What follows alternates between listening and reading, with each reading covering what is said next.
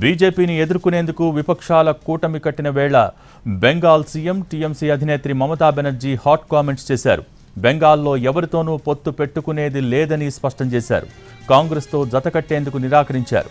తన ప్రతిపాదనల్ని కాంగ్రెస్ పట్టించుకోలేదని మమతా బెనర్జీ ఆగ్రహం వ్యక్తం చేశారు.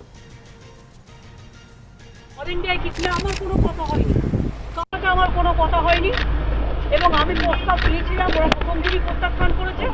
তখন থেকে আমাদের দল সিদ্ধান্ত নিয়েছে আমরা বাংলায় একা চলবো। ইভেন ওরা যে আজ থেকে র্যালি করেছে আমাদের একবার as a matter of country, আমি ইন্ডিয়ার অ্যালায়েন্স আমাকে একবার জানিয়েছে দিদি আপনার রাজ্যে যাচ্ছি, না জানায়নি। সুতরাং আমার সাথে কোনো সম্পর্ক নেই বাংলার ব্যাপারে।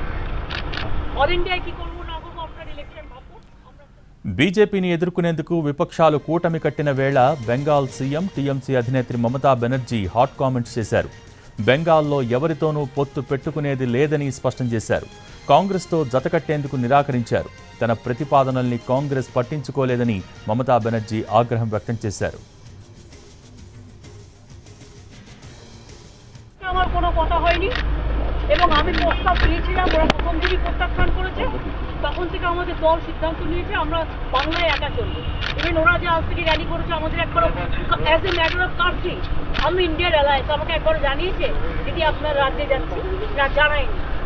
সুতরাং আমার সাথে কোনো সম্পর্ক নেই বাংলার ব্যাপারে।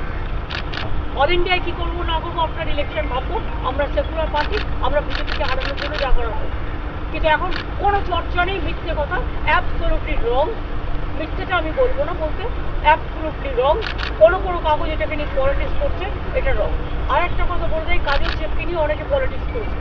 ও তো জেলা পরিষদের সভাধিপতি আছে, আর ওকেও দুটো দায়িত্ব দেওয়া হয়েছে নাটক দেখতে। আমার কোনো কথা হয়নি, আমার কোনো